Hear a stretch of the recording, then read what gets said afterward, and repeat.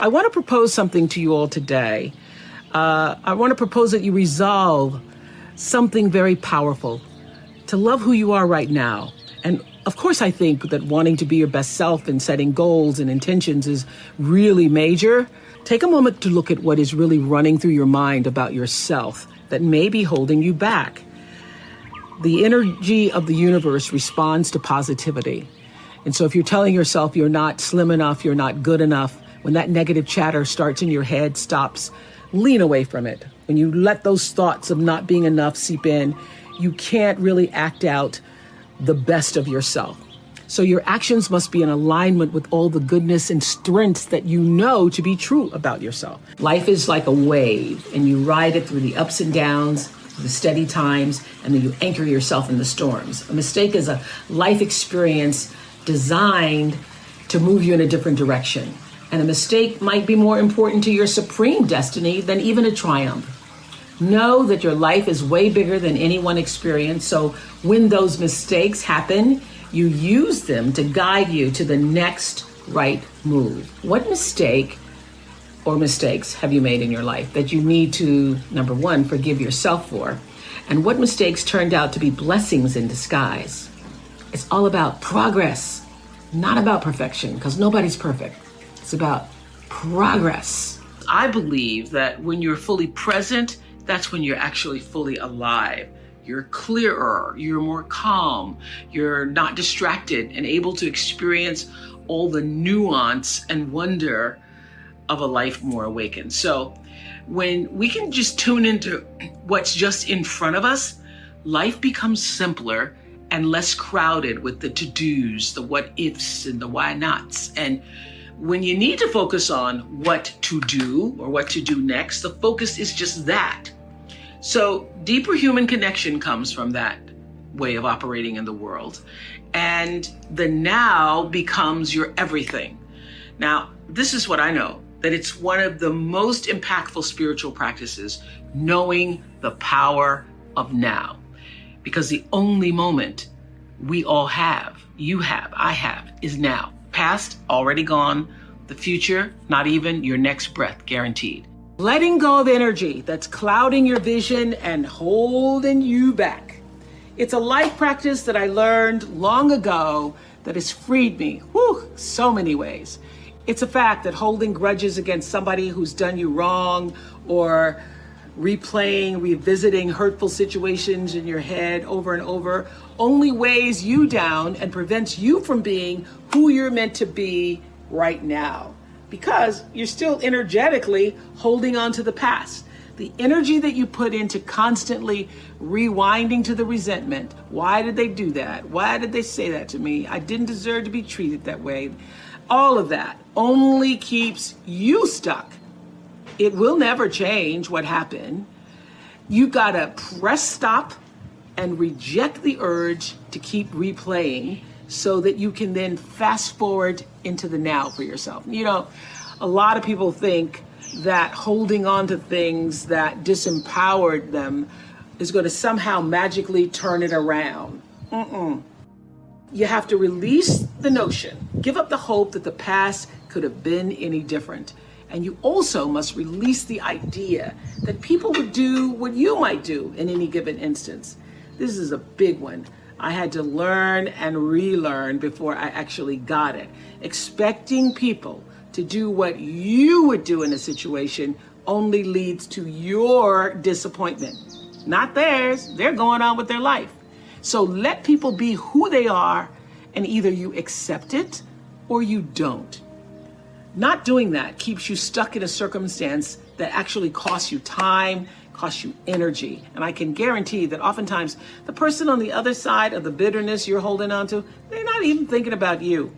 In fact, they probably have just moved on. They certainly aren't obsessing the way you are. Think of it like letting go of any bad habit that just doesn't serve your well-being. Not an easy task.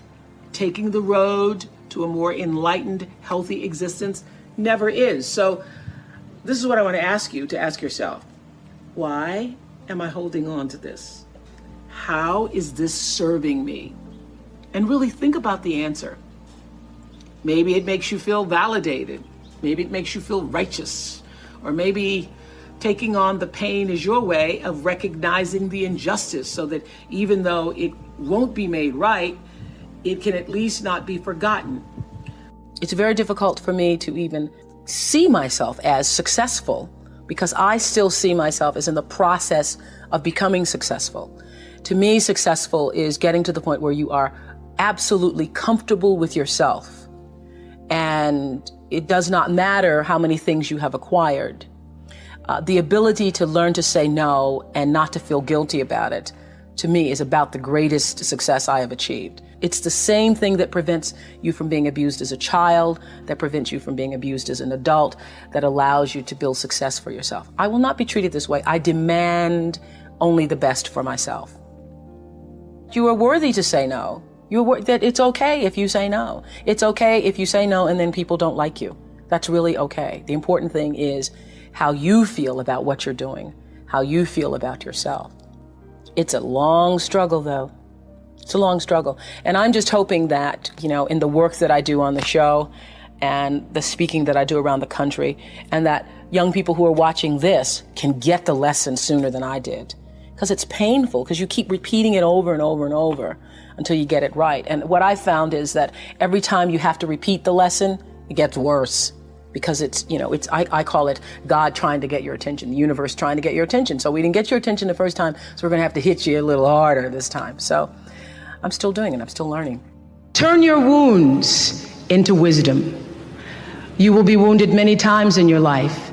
You'll make mistakes. Some people will call them failures. But I have learned that failure is really God's way of saying, excuse me, you're moving in the wrong direction.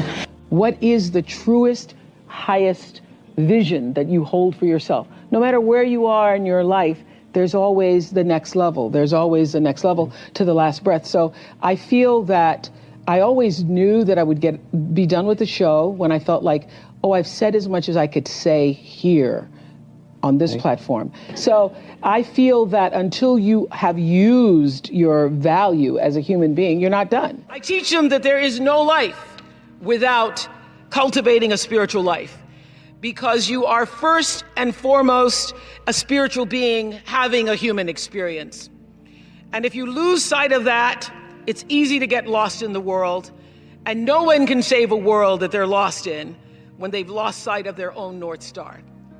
So having a spiritual life actually means actively and ritually creating the space in your life all the time for gratitude, for kindness, for empathy, for inspiration, for joy, and for reverence for life in the home of your soul first.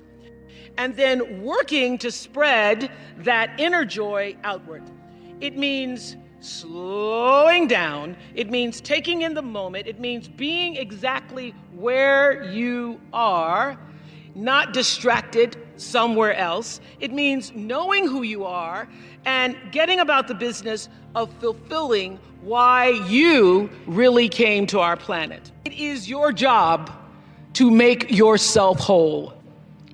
Not perfect, but whole and full. Your real work in life, your real work, is to fill yourself till your cup runneth over, so that you're never grasping and needy, clamoring and insecure. When you're saying, I know who I am, and I'm telling you, it's the thread that runs through everything. It's the thing that allows you to stand in your own truth. And one of the things for years that Maya Angelou used to say to me is, baby, you need to know that you alone are enough. You alone are enough. What I know for sure is that in this world, time is a moving on, and it's our most valuable commodity. You can never get it back. So staying in that loop, playing it over and over in your head of hurt, only amplifies your pain. Let it go. Exhale, make room in your heart for something that is uplifting. Surround yourself with people who want the best for you. You have the ability to shift the DNA of your spirit and control how you perceive life. So why not lighten your load and let it go? Living integrity means living in a way that honors your truest self. It's doing the thing that you know you're supposed to do. My friend Martha Beck says that deep down, we all know what makes us happy and how to create your best possible life. And that knowledge is actually coded into your very nature. But I also know how challenging it can be to listen and trust your own inner voice, especially when you feel the pressures of what everybody else thinks you're supposed to be doing. You're supposed to get married. You're supposed to stay married. You're supposed to have a baby. You're supposed to have a picture-perfect home.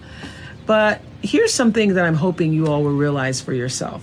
Sometimes it takes doing the things that people or society say you're not supposed to be doing to find out what is true for you. What are you really supposed to be doing? For example, at the very beginning of my career, some of you have heard this story, I worked as a news anchor and reporter in Baltimore. It taught me a lot about life. And during that time, I knew I wasn't being my authentic self. I didn't like doing the news. I just didn't like it. But the voice of my father, who thought he knew what I was supposed to do, and even my own voice saying, wow, this is an important job. My father was saying, don't you give up that job, girl. You're making $25,000. You're never going to make that in 1 year. So eventually, my bosses let their feelings be known. They took me off the news and put me on this local talk show called People Are Talking. And when that decision was made at first, I thought it was a demotion. But after one day on that talk show, I felt so energized and so fueled. I knew that I had come home to myself. And that's what living integrity, even in your work, feels like. So trust me when I say that only you know what that feels like for you. And with that in mind, I want us to be more in alignment with the truth for ourselves this week. Who you're meant to be, who you are right now. What have you been waiting and wanting to do? All those insights should fuel your decisions about how you move through the world right now. Pay attention to what makes you feel lit up from the inside. Examine any moments when your head saying one thing and your spirit is saying another. And everybody has a different talent. And the reason we're all so messed up is because you're looking at everybody else's talent and wishing you had some of their talent. All the energy that you spend thinking about, wishing about, being jealous of, envious of anybody else is energy that you're not only putting out is going to come back to you negatively, but you're taking that away from you. All your energy should be forced on what do I have to offer? What do I have to give? How can I be used in service? Because Dr. King's message of not everybody can be famous, but everybody can be great because greatness is determined by service. And there is not a job in here that you can do that you don't switch the paradigm to service and not make that job more fulfilling. I don't care what the job is. If you say, if I look at this from how do I use this in service to something bigger than myself? It no longer becomes a job. It becomes an offering to the world. There is not one thing that has ever happened to you. Not one experience, not one encounter, not one crisis, not one joyful thing that hasn't happened just to make you better and help you rise. Every single thing you're calling in, whether you know it or not, when you figure out that you are calling it in, when you actually start meditating or praying or doing or having a spiritual practice, which is the number one thing you need if you want to be successful in the world. You need something that gives back and nourishes you, regardless of what you call that. You need to fill your cup so that you can be so full your cup runneth over and you have enough to give to other people. If you don't fill your cup, you end up dried up. You end up tired, exhausted, and don't have enough to give to other people. You end up resentful every time somebody asks you because your cup is empty and now they want some of yours. So your number one job is to fill your cup and make yourself whole.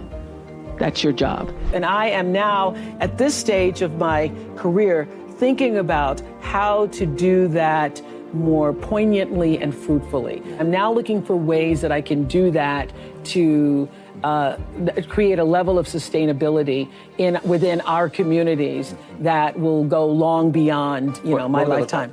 everything you even try to do to me is already done to you. That is not just a rhetorical saying, that is law. That is Newton's third law of motion in physics, which says everything that goes out is coming back. It's just like everything that goes up is coming down. May take it a long time to come down, is coming down. Everything that goes out is coming back, it's coming back. So, to answer the power of manifestation and meditation, what meditation does is sync you up with the source. What meditation does is allows you to literally tap into the power that created you, so that you are in alignment with that. And so when you carry that out into the world, everything that you do comes from the center of that alignment that's coming from the source that we call God, we call divine energy, divine intelligence, whatever name you want to give it to, we call life. When you are synced up with life, life just gives to you. Wherever you are in your life, in your relationships, every person that you encounter, every experience, the person wants to know, was that okay? Was that okay? And what I started to hear was that what people are really saying is, did you hear me? Did you hear me? And did what I say mean anything to you? And so I started to listen with that in mind, with that intention of validating that your being here, you're speaking to me, you're taking the time to do this with me is important because you matter. And that's true for everybody who's watching or listening, that every argument that you ever have, every encounter, the person just wants to know, did you hear me? Did you see me? And did I say anything that mattered? You will find true success and happiness if you have only one goal. There really is only one, and that is this: to fulfill the highest, most truthful expression of yourself as a human being. You want to max out your humanity by using your energy to lift yourself up, your family, and the people around you. Theologian Howard Thurman said it best. He said, don't ask yourself what the world needs. Ask yourself what makes you come alive, and then go do that. Because what the world needs is people who have come alive. Do you believe that you are worthy of happiness? Do you believe that happiness, success, abundance, comfort, fulfillment, peace, joy, love is a part of your birthright? Is that what you believe? Or do you believe something else? Because you will manifest the life that you believe. I've always known that no matter what my belief is, I'm going to be all right. Empowerment is authority. It is a signed permission slip to actually seize the day. It's the process of getting stronger and more confident and more engaged. And to be empowered is to move through the world without any kind of fear or any kind of apology. And with these gifts comes an even deeper privilege, I believe, and that is the ability to take charge of your own life, to own yourself, and claim your rights. And here's what I know for sure, that to whom much is given, much is expected. And I have been given so much. I've earned it, I've been blessed with it, but I've been given a lot. And that's why I've chosen to use my life to lift other people up. Nobody's journey is seamless or smooth. We all stumble, we all have setbacks. If things go wrong, you hit a dead end, as you will. It's just life's way of saying, time to change course. So ask every failure, this is what I do. Every failure, every crisis, every difficult time, I say, what is this here to teach me? And as soon as you get the lesson, you get to move on. If you really get the lesson, you pass and you don't have to repeat the class. If you don't get the lesson, it shows up wearing another pair of pants or skirt to give you some remedial work. And what I found is that difficulties come when you don't pay attention to life's whisper, because life always whispers to you first, and if you ignore the whisper, sooner or later you'll get a scream. Whatever you resist persists, But if you ask the right question, not why is this happening, but what is this here to teach me? What is this here to teach me? It puts you in the place and space to get the lesson you need. I have always known this about celebrity. The real power of being somebody that somebody knows, and I really think that the only difference between being famous and not is that more people know your name. So the only difference between understanding that is understanding that what Selma has done, what Susan has done, what Anna has done, Rebecca has done, what Jim has done, what I've done, you too can do. Because true philanthropy comes from living from the heart of yourself and giving what you have been given. How will you do that? How will you use your personality, the energy of your personality, to serve that which is your soul's calling? I know this for sure. Any life, no matter how fantastic it is, how glorious it seems, how much attention you receive, how much square footage you have, any life and every life is enhanced by the sharing and the giving and the opening up of the heart space. Your life gets better when you can find a way to share it with someone else. So what we've done, you can do. The real empowerment comes when every person leaves this room and makes a decision. Maybe that decision is that you will write a check and support some of the wonderful organizations you've heard here today. But the true decision is, how will you use yourself? How will you use everything that you have been given to serve that which is greater than yourself? How will you use that to become truly, authentically empowered? Now, it is a beautiful thing to receive an award and to be on the cover of Variety. Thank you very much. It's a beautiful thing. But the true reward is in the lives that you are able to touch and the people who you know you have impacted. I live and move and have my being. And you want to know why I am really so successful? I knew that at 4 years old. I knew that when my grandmother said, "You better watch me now, because one day you're going to have to learn how to wash these clothes and hang them up like this." So I'd watch how I hold these clothespins in my mouth. I went, And the reason I could do that is because spirit, otherwise known as intuition, my instinct said, that's not going to be my life. So we all have that spiritual side. And this lesson tonight is about connecting to it. I believe that beneath the surface of all physical problems is a spiritual solution. There is a spiritual solution. Why? Because you are a spiritual being having a human experience. That's the beginning of understanding spirituality. You are a spiritual being having a human experience. And I would say reading is the strongest signal for success in the future that I've ever seen. It is the strongest.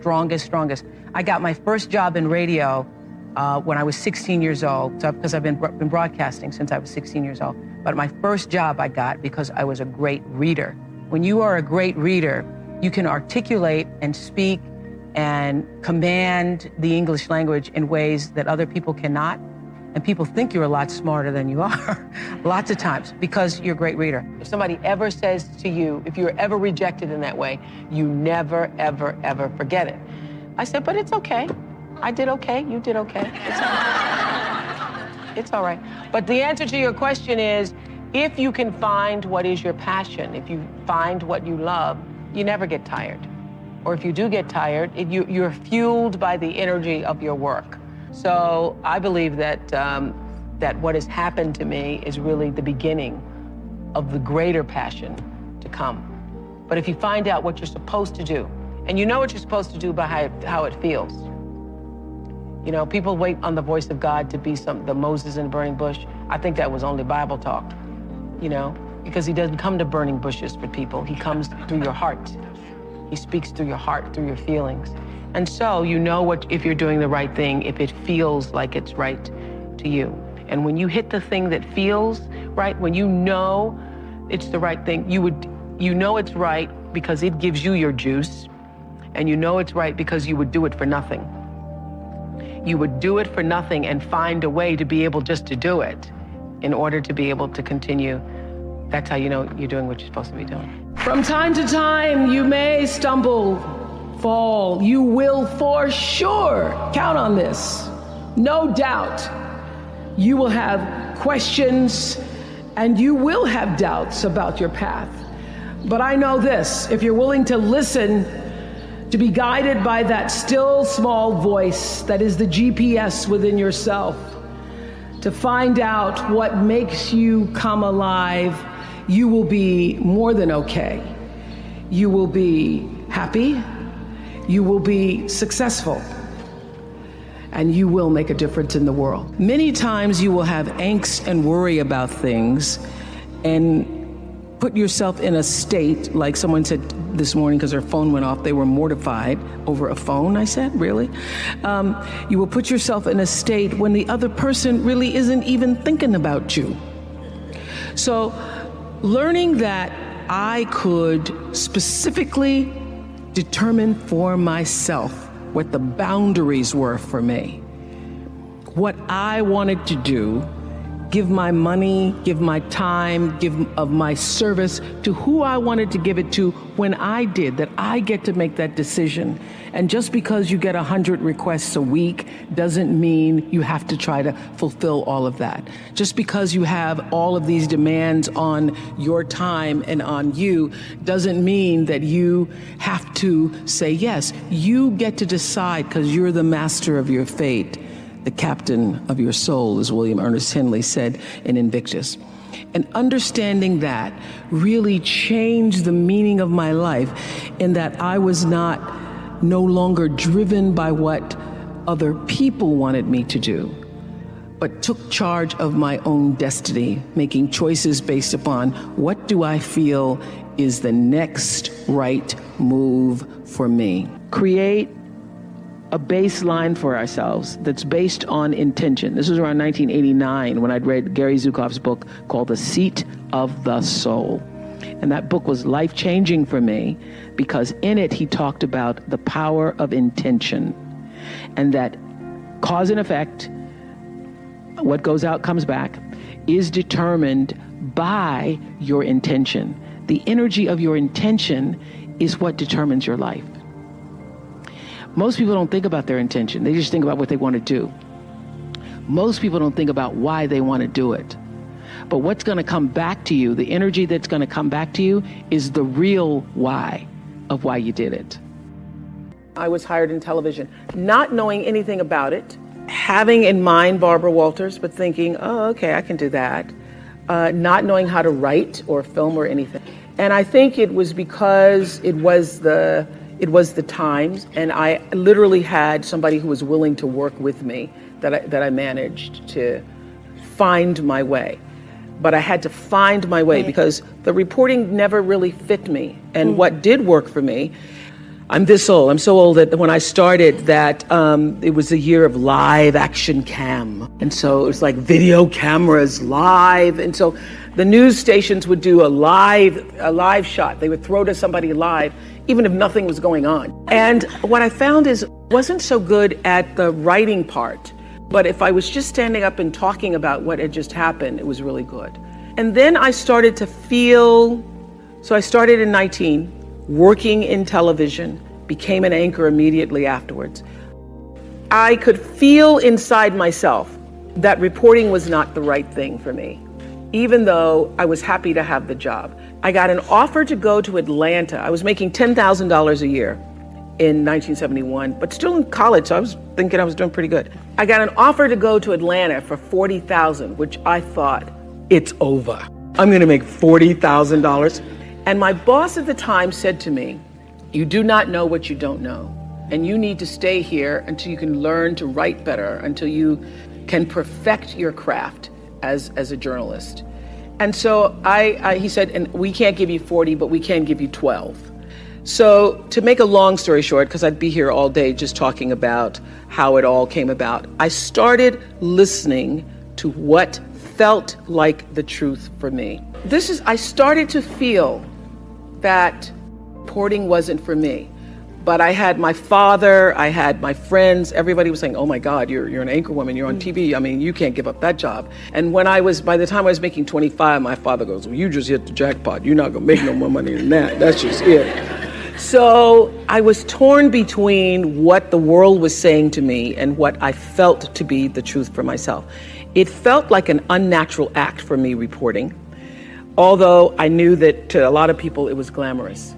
And I started to just inside myself think, what do I really want to do? What I really want to do. And I will say this, knowing what you don't want to do is the best possible place to be if you don't know what to do. Because knowing what you don't want to do leads you to figure out what is it you really do want to do. When I was a news reporter, it was so unnatural for me, to cover somebody's tragedies and difficulties and then to not feel anything for it. If I were to put it in business terms, or to leave you with the message, that the truth is I have from the very beginning listened to my instinct.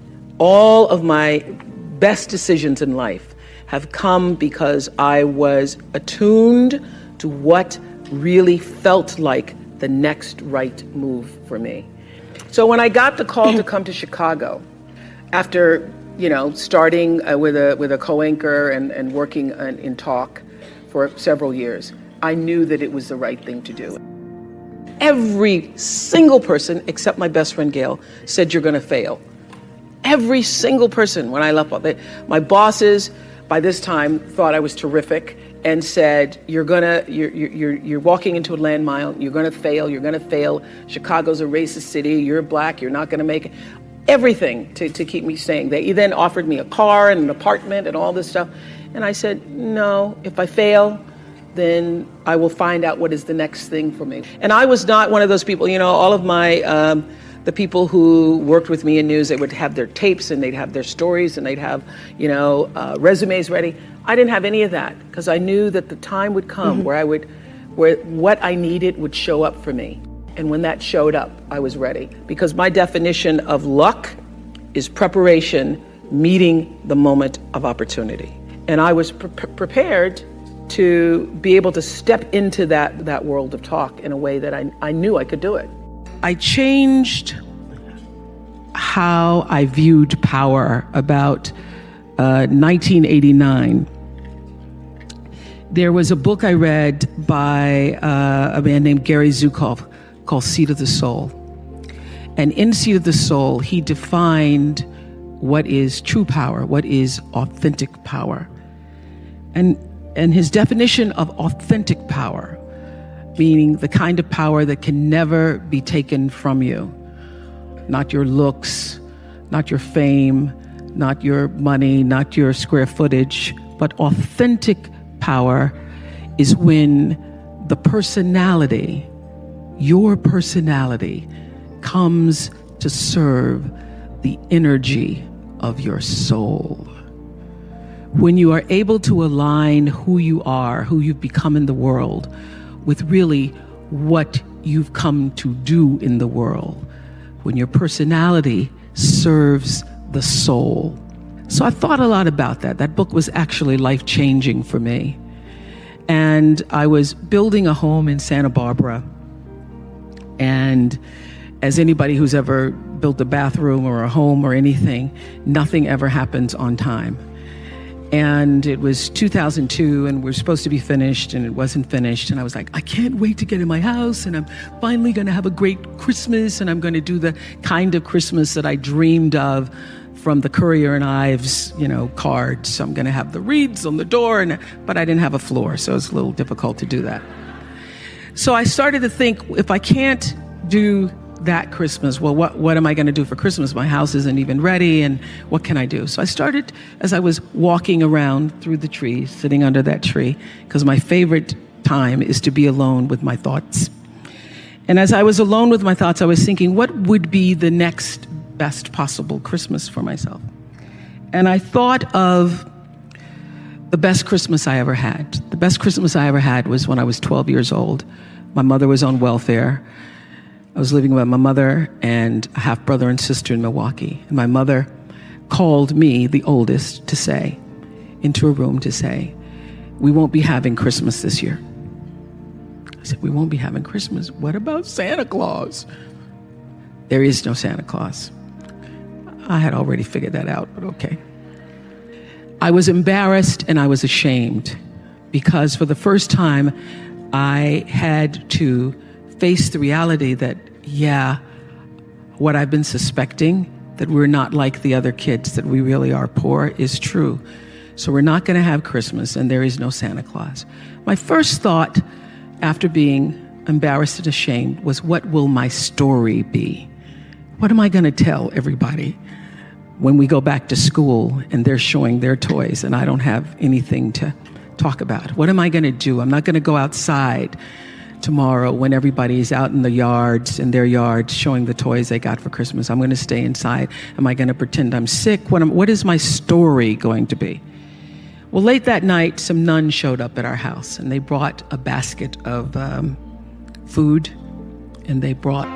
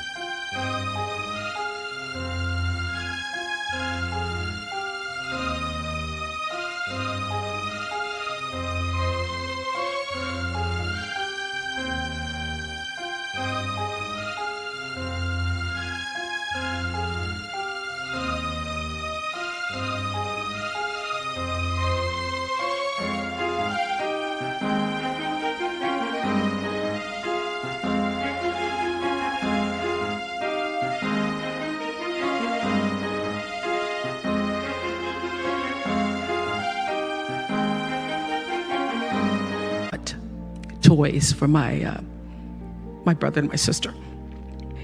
And I was overwhelmed with joy that those nuns showed up. Not because they brought me a Tammy doll when I really wanted a Barbie doll. I was overwhelmed because somebody remembered that we existed and somebody cared enough in the middle of the night to come to our house with food and toys. And also I would now have a story.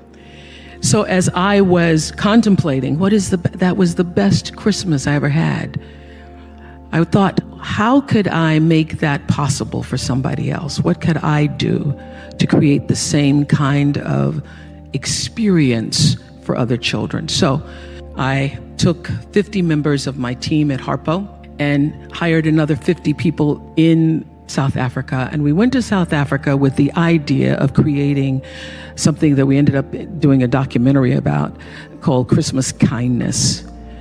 Christmas Kindness, using my personality to serve the energy of my soul. So we went from village to village, offering toys and clothes, food, soccer balls to children who'd never experienced Christmas before. And early in the morning, you could see them lining up by the thousands to come. And we actually went to 10 or 12 villages to do this. And people said to me at the time, oh, that's so frivolous and the kids won't remember it. And why don't you use your money to do something else more substantial, Oprah? And I said, they may not remember the toy.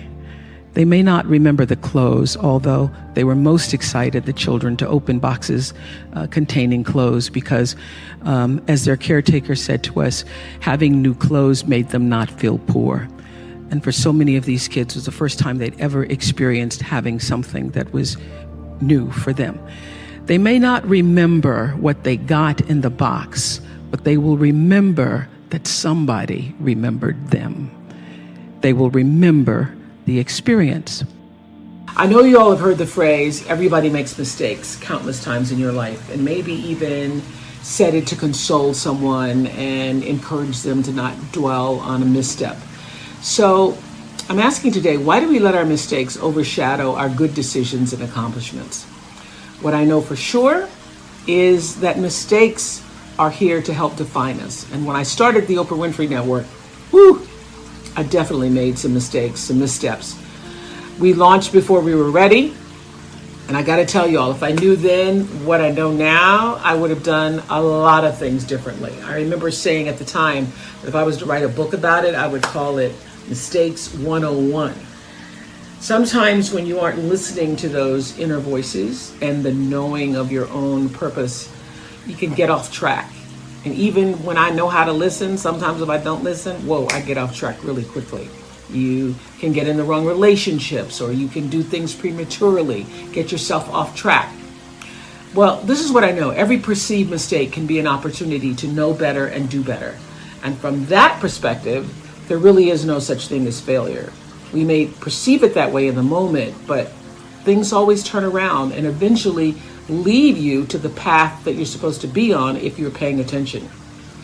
What are you here to do? What are you here to fulfill? What are you here to offer? Maybe it's friendship, companionship, leadership.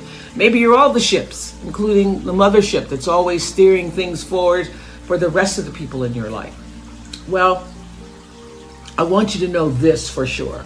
Life is like a wave, and you ride it through the ups and downs, the steady times, and then you anchor yourself in the storms. A mistake is a life experience designed to move you in a different direction. And a mistake might be more important to your supreme destiny than even a triumph.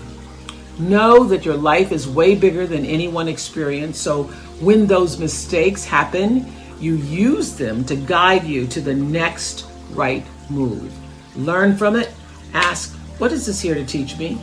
And then let it go, because you're always where you need to be. My favorite quote from Eckhart Tolle's A New Earth has gotten me through many a mistake and many a storm. It says, life will give you whatever experience is most helpful for the evolution of your consciousness. And how do you know this is the experience you need? Because this is the experience you are having at this moment. That knowing has helped me through many a moment. I never knew what a brand was when I first started out. I didn't even know what that was. I became a brand by making every decision flow from the truth of myself. Every choice I made for every show that was going to be on the air, I made based upon, does this feel right? Does this feel right? Does this feel right?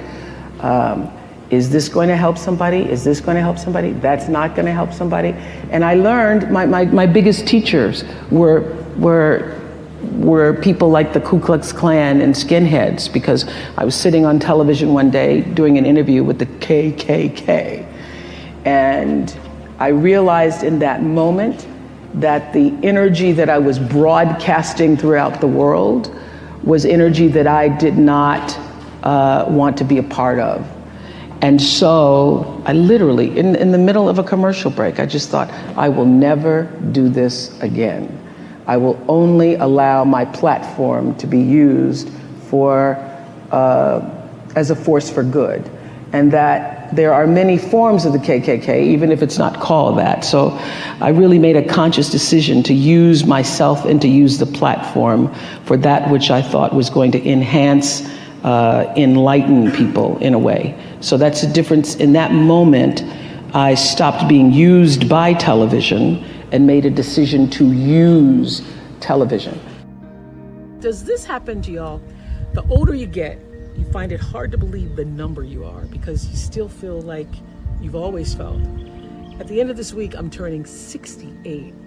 I can't even fathom that number, because when I was much younger, 68 felt not just old, it felt ancient. And now, this is what I know, it's just a marker, how many trips you've been around the sun, because we get to determine what that number means for each of us. A good friend asked me recently, did I consider myself retired? And I say, no, I don't. Not a word in my vocabulary. Although I no longer do the show that was a mainstay of my career, I refocus my energy elsewhere, and I'm always staying open to new possibilities and opportunities.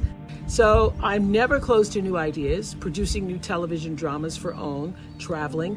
So for me, as I approach yet another turn around the sun, I truly believe that many more delights are ahead, and I hope that you all feel the same.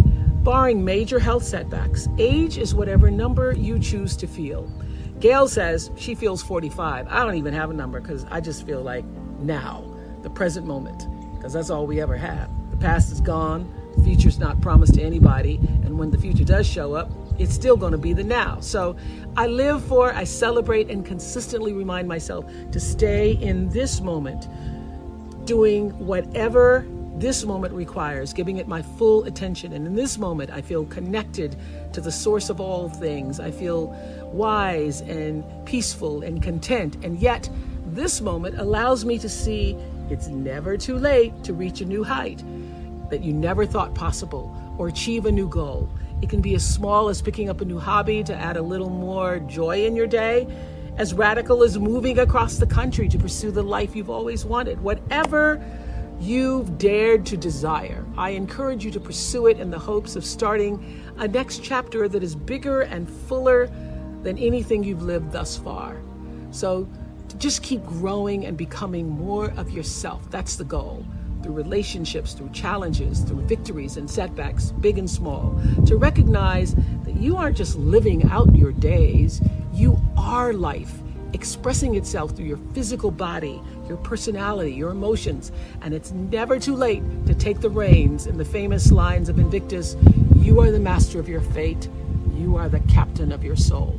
You know, Maya Angelou said to me years ago when I'd come back from doing my school in South Africa, the opening of the school, and she wasn't able to attend, so I came directly from South Africa to Maya's house, Jay, and I was sitting at the kitchen table, and she was teaching me how to make biscuits, and I said, "Oh, Maya, that school's going to be my legacy. It's going to be incredible." And she said, "You have no idea what your legacy is going to be, because your legacy is every life you touch. Your legacy isn't one thing.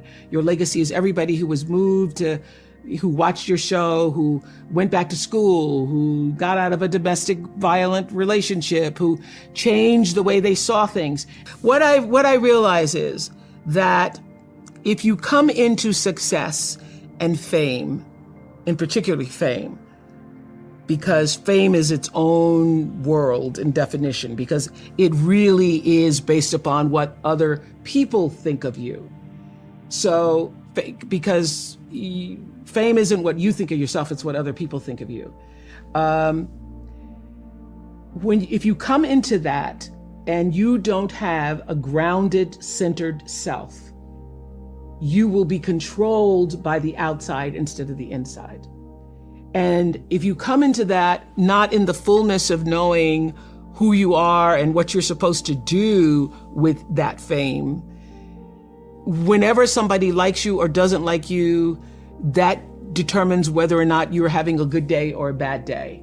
And you have lost control of your own life. So I think what fame teaches you quickly is to grow the wholeness within yourself, so that you're not controlled by others' outside opinions of you.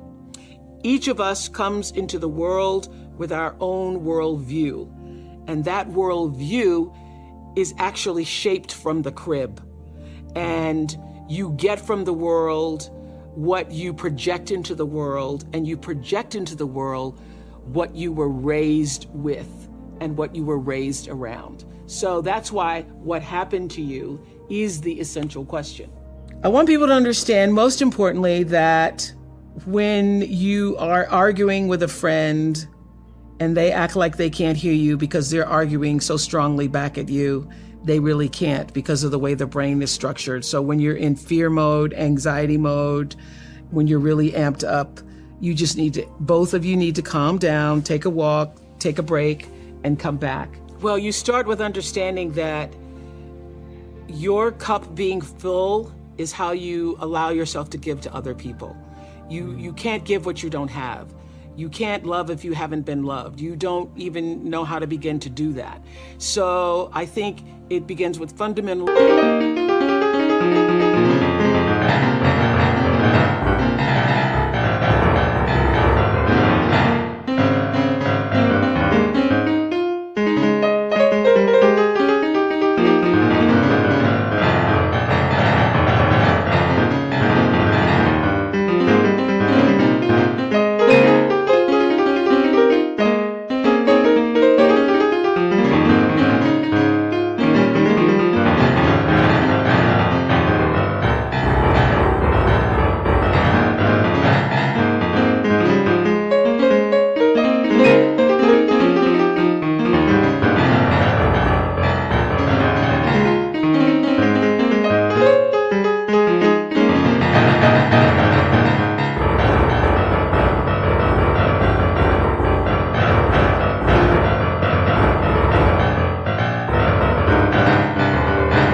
understanding that you are worthy enough, you are valuable enough, you matter enough to give yourself the love that you deserve. And that starts by taking out time for yourself. So I have my own rhythm and pattern. I know that if I go 6 days and then by the seventh or eighth, don't give myself a break, that lots of other things give.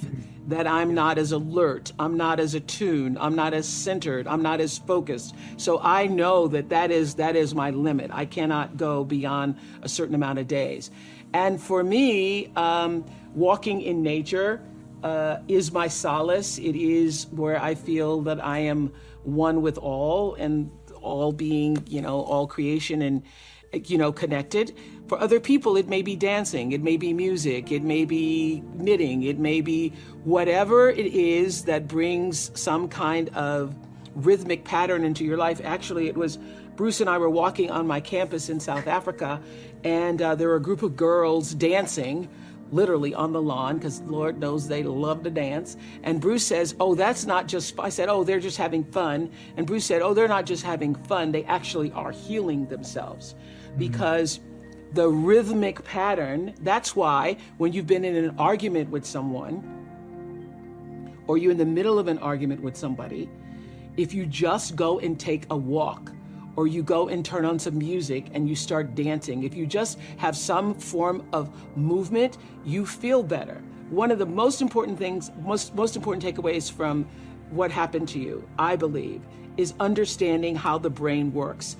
You understand that when you're upset or in fear or angry or are in an antagonized state, and you're trying to reason with a person, a child, your spouse, your boss, your friend, they literally cannot hear you because the reasoning part of the brain is in the cortex, and what you're saying is only reaching the brain stem.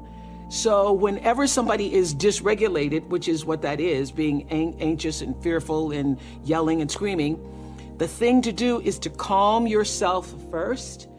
Then you will be able to help that other person get calm and regulated.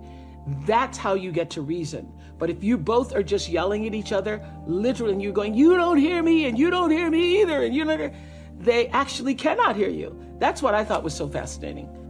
One of the most important things I have learned with coping is to accept this moment for what it is.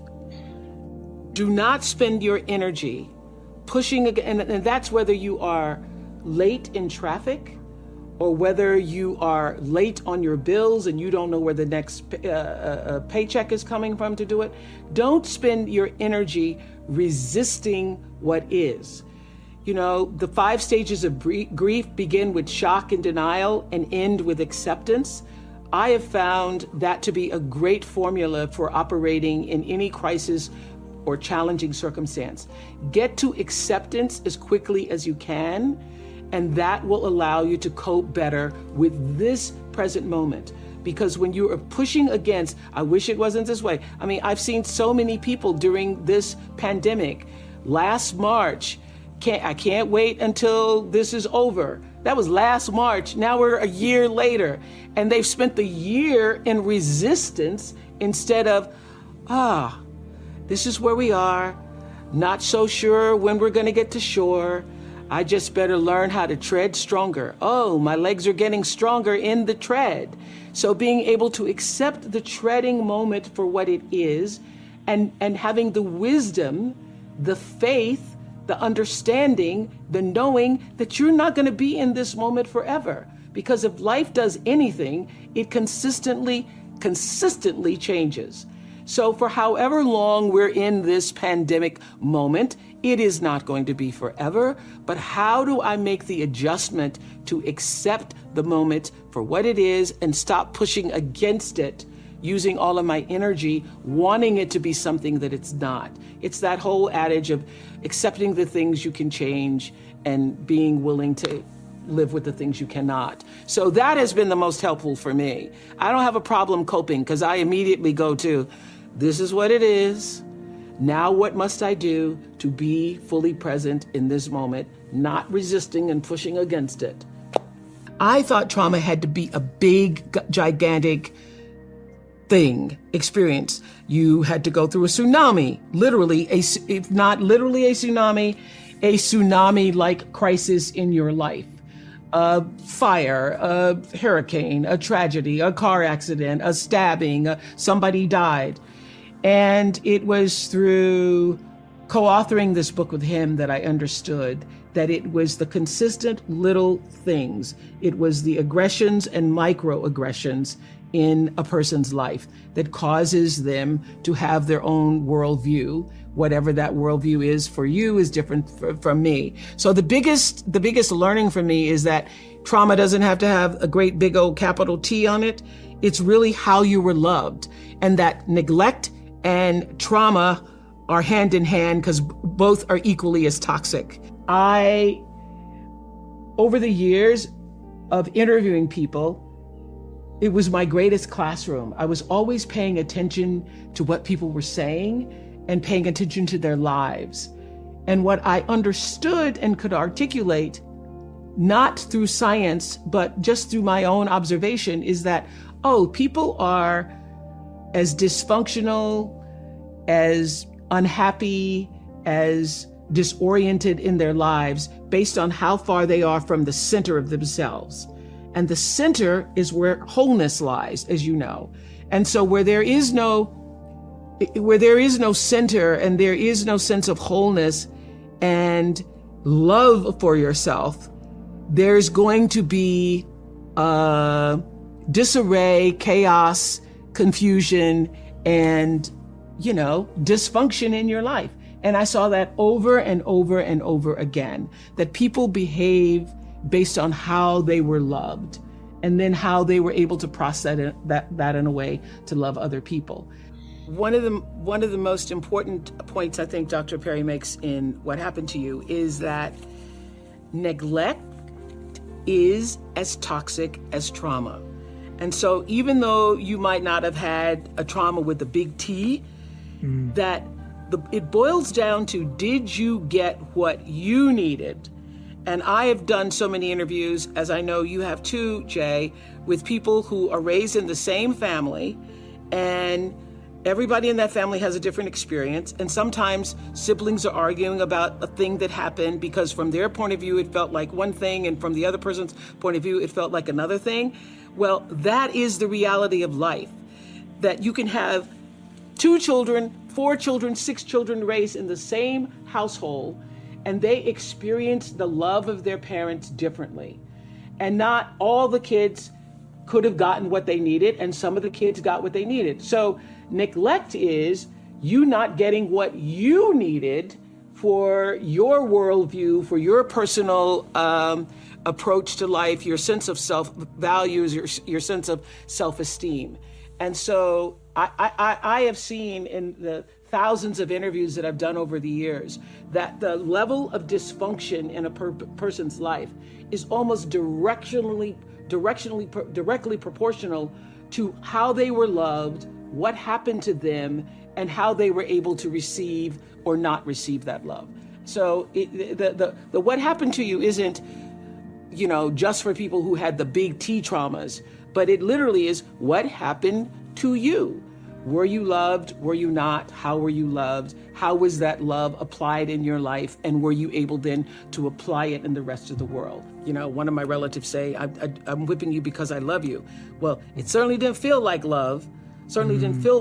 But I know that for that generation, the idea of I'm going to keep you in line and I'm going to make sure you're disciplined and that you're going to obey and do the right thing, in their minds might have felt like love, but certainly did not feel like or was interpreted by me to mean love. I mean, I think now, and I know if you are culturally raised the way I was, you have a lot of pain behind those whippings. And I remember doing a show on the Oprah show years later talking about should children be spanked, and a black woman stood up and said, well, I got beat every day, and I was in the choir and my father beat me in front of the whole congregation in church, and I turned out okay. And I'm like, did you really? Because anybody who's ever been hit realizes the humiliation of that. What you feel more than anything, even as a little kid, is the humiliation of it. And what you are being told in that moment is that you have no value, that you are worth nothing, that you are so worthless that I get now to lay my hands on you and physically beat you. So it takes a lot. And I would have to say that it was a lot for me to overcome, to begin to understand that my life was of value. And as I say in What Happened to You, what did that for me were relationships with my teachers. I could cry right now thinking about the teachers who stood in the gap for me and made me feel valued, made me feel important. So it was only at school or speaking in church that I felt a sense of I mattered, that there was some meaning and purpose for me in life. I, grew up in these circumstances where I should have no self-values, no self-worth. But Bruce, as he explains in What Happened to You, you don't have to have it come from your family. Other relationships with people who are nurturing, supporting, caring, and actually just see you. So the reason why I love school so much is because that's the place that I felt seen.